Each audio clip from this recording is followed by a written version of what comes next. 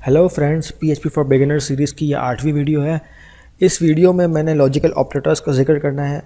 इससे पहले वाली यानी 7वीं वीडियो में मैंने कुछ ऑपरेटर्स यानी अरिथमेटिक ऑपरेटर्स, असाइनमेंट ऑपरेटर और कंपैरिजन ऑपरेटर्स का जिक्र किया था, तो मुझसे लॉजिकल ऑपरेटर्स का जिक्र रह गया था। तो मैंने सोचा कि इस वीडियो में मैं आपको लॉजिकल ऑपरेटर्स के बारे में बता दूं कि लॉजिकल ऑपरेटर्स क्या होते हैं और उन्हें PHP में किस तरह से यूज़ किए जाते हैं। तो जो जिन दो लॉजिकल ऑपरेटर्स का मैं इस वीडियो में जिक्र करना चाहूँगा उनमें से एक है एंड्स और दूसरा है और। या फिर एंड को हम इस तरह भी रिप्रेजेंट करते हैं, डबल एम्परसेंड साइन से, और को डबल पाइप साइन से भी हम रिप्रेजेंट करते हैं। तो इन दोनों की यूटिलिटी और इन दोनों का यूजेज किस तरह होता है PHP में, मैं आपके सामने कोड पे आपको डेमोन्स्ट्रेट करता हूँ।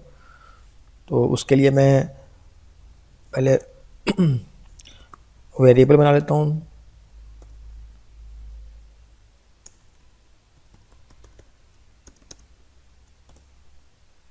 मैंने सीज़न के नाम से एक वेरिएबल बनाया, उसमें मैंने समर की वैल्यू असाइन की और उसके नीचे में इफ़ के कीवर्ड लगाकर कंडीशनल एक्सप्रेशन के लिए पैरेंथेसिस मैंने लगाया और उसमें उसके अंदर मैं और का लॉजिकल ऑपरेटर का यूजेज आपको दिखाता हूँ।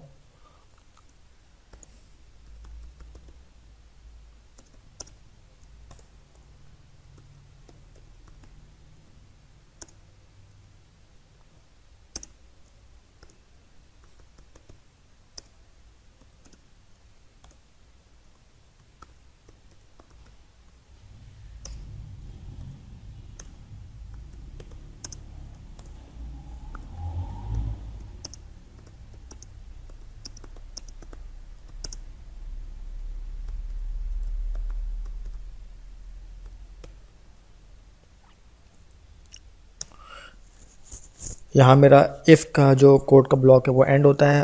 अब मैं एल्स का कीवर्ड लगाता हूँ और दूसरे पेयर ऑफ सीजन्स के लिए मैं एल्स का कोड ब्लॉक लिखने जा रहा हूँ। और उससे पहले उसके साथ मैं जो है एल्स इफ लगाऊंगा और फिर पेयर ऑफ पैरेंथेसिस लगाऊंगा जिसमें मैं कंडीशनल एक्सप्रेशन और वाली एक और लिख सकूँ।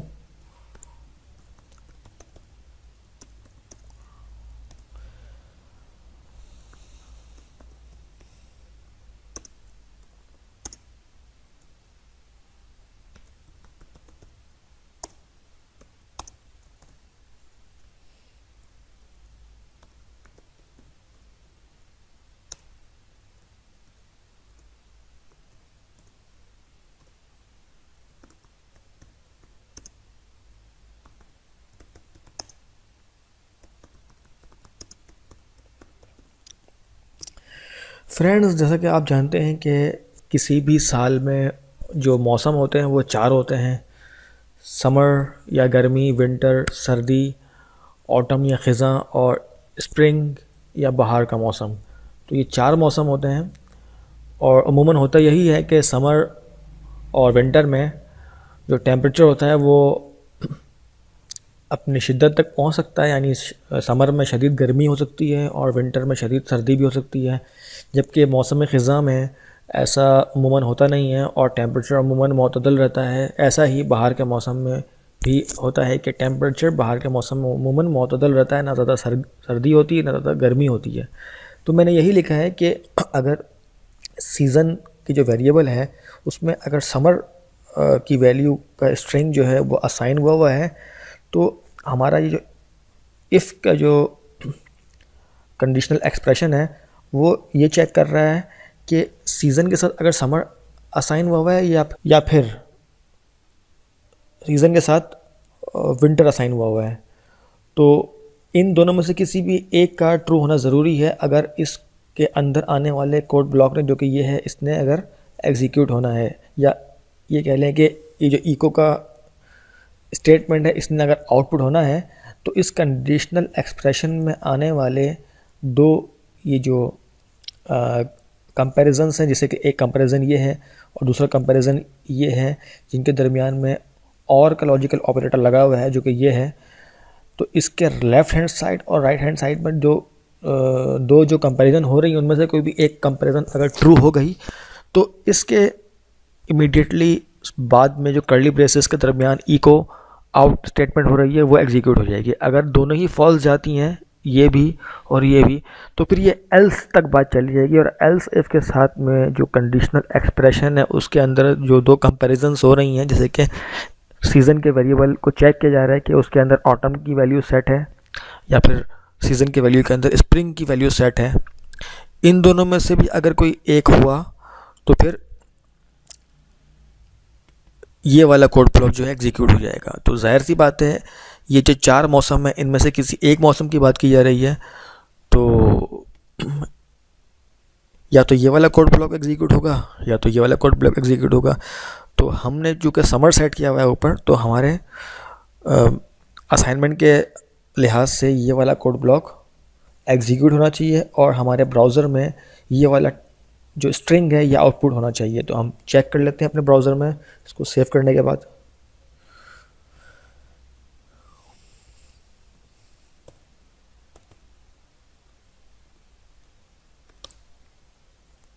और ये एरर दे रहा है लाइन नंबर 13 में। हम देखें क्या एरर है।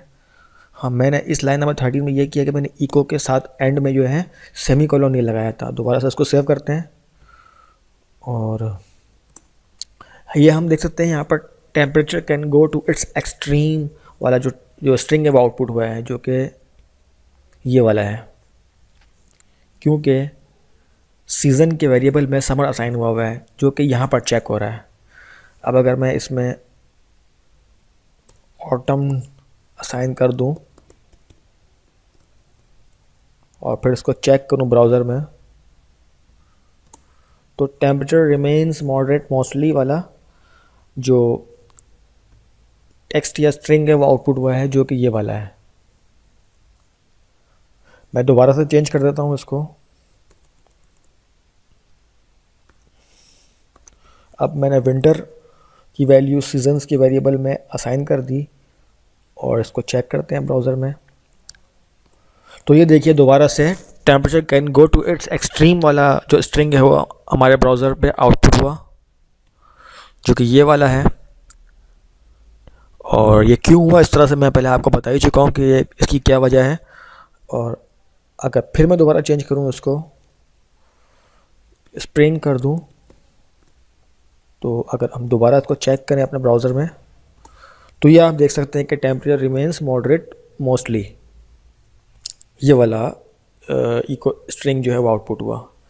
तो इन अ नटशेल लॉजिकल और ऑपरेटर का मकसद ये है कि जिन ऑपरेंड्स पर ये ऑपरेटर काम कर रहा है, यानी कि इस लाइन में अगर हम देखें तो ये ऑपरेटर इस ऑपरेंड, ये इसके लिए एक ऑपरेंड ये वाला हो गया, एक ऑपरेंड ये वाला हो गया।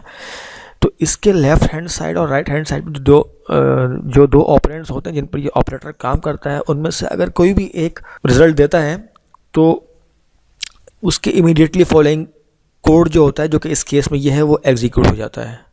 तो यही मकसद है इस लॉजिकल ऑपरेटर का कि वो लॉजिकली चेक ये करता है कि कौन सा स्टेटमेंट जो है ट्रू हो रहा है। किसी भी एक का ट्रू हो जाना काफ़ी रहता है, जबकि एंड में ऐसा नहीं होता। एंड में ये होता अगर यहाँ पर बिलफर्स डबल एम्परसेंड साइन होता तो ये लॉजिकल एंड ऑपरेटर है। तो एंड के लिए ये ज़रूरी होता है कि इसके जो दो ऑपरेंड्स होते हैं, जैसे इस केस में ये इसके लेफ़्ट हैंड साइड का ऑपरेंड हो गया, इसके लिए कंप्लीट एक ऑपरेंड है, और ये दोनों ही का ट्रू होना ज़रूरी होता है इस बात के लिए कि उसके इमीडिएटली फॉलोइंग जो कोड है उसने अगर एग्जीक्यूट होना है। तो इस केस में तो ऐसा मुमकिन नहीं है, क्योंकि सीज़न कभी भी एक वक्त में दो नहीं हो सकते।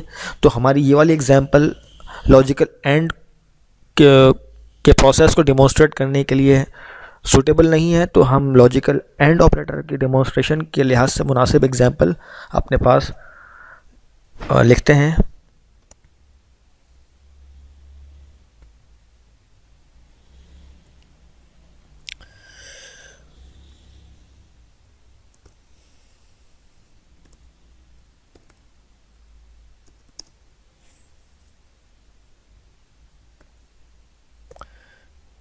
इसके एक्सप्लेनेशन के शुरू में भी मैंने सबसे पहले एक वेरिएबल वैल्यू के नाम से बनाया और उसमें नंबर 5 की जो वैल्यू है वो उसमें असाइन किया मैंने। अब मैं नीचे आ जाता हूँ उसी तरह जिस तरह मैंने और को एक्सप्लेन करने के लिए इफ़ का कीवर्ड लगाकर कंडीशनल एक्सप्रेशन के लिए सेट ऑफ पैरेंथेसिस लिखा था, मैंने उसी तरह यहाँ पर लिखा है और मैं उसमें भी इसी वेरिएबल को पुट करता हूँ जिसकी वैल्यू हमने चेक करनी है।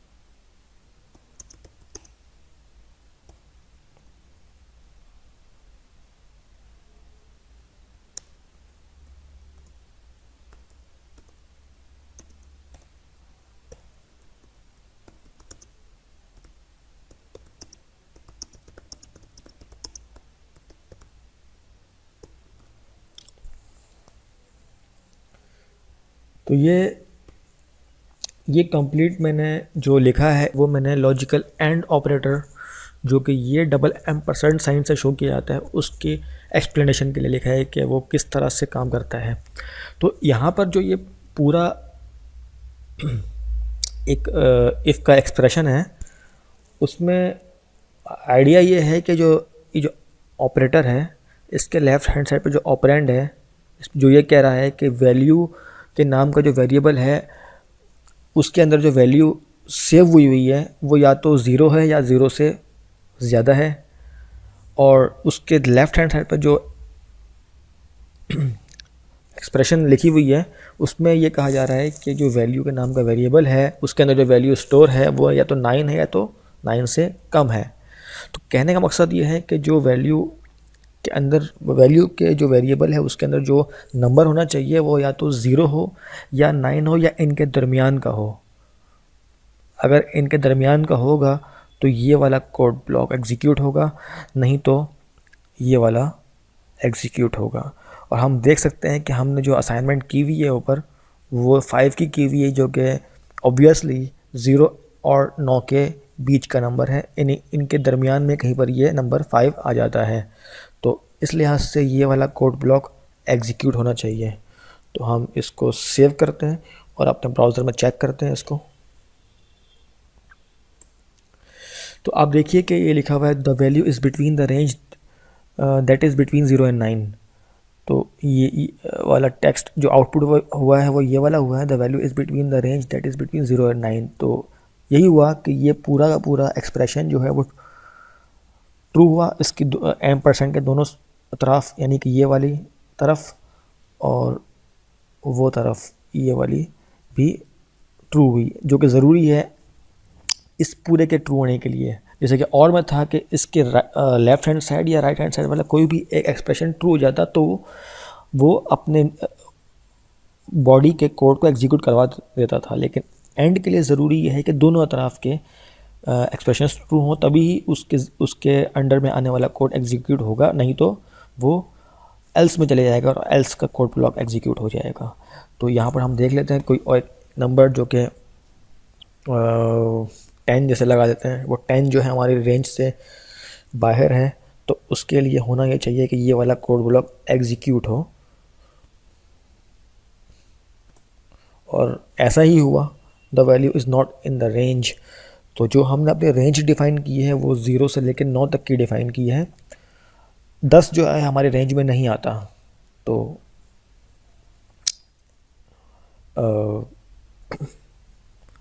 इस वाले के लिए नंबर 10 के लिए ये वाला एंड के लेफ़्ट हैंड साइड का जो एक्सप्रेशन है वो ट्रू हो गया, क्योंकि नंबर 10 जो है वो 0 से के बराबर तो नहीं है लेकिन 0 से ज़्यादा ज़रूर है। तो ये चीज़ तो ट्रू हो गई, लेकिन ये चीज़ फॉल्स हो गई, जो कि लॉजिकल एंड ऑपरेटर के लिए ज़रूरी था कि दोनों ही ट्रू होती। तो अगर एक भी फॉल्स हो जाती है इसमें से, तो ये वाला कोड ब्लॉक वो चलने नहीं देगा ऑपरेटर, और वो जो प्रोग्राम जो है हमारा एल्स ब्लॉक की तरफ चले जाएगा, ताकि उसके अंदर जो कोड, उसके अंदर जो स्ट्रिंग पड़ा हुआ है उसको एग्जीक्यूट किया जा सके। तो ये था इस वीडियो में मेरा मकसद बताने का आपको कि लॉजिकल एंड और लॉजिकल और ऑपरेटर क्या होते हैं और वो किस तरह से हमारे कोड में इस्तेमाल होते हैं और उनका क्या कॉन्सेप्ट PHP के अंदर है। So thank you for watching this video, see you next time, till then take care and bye.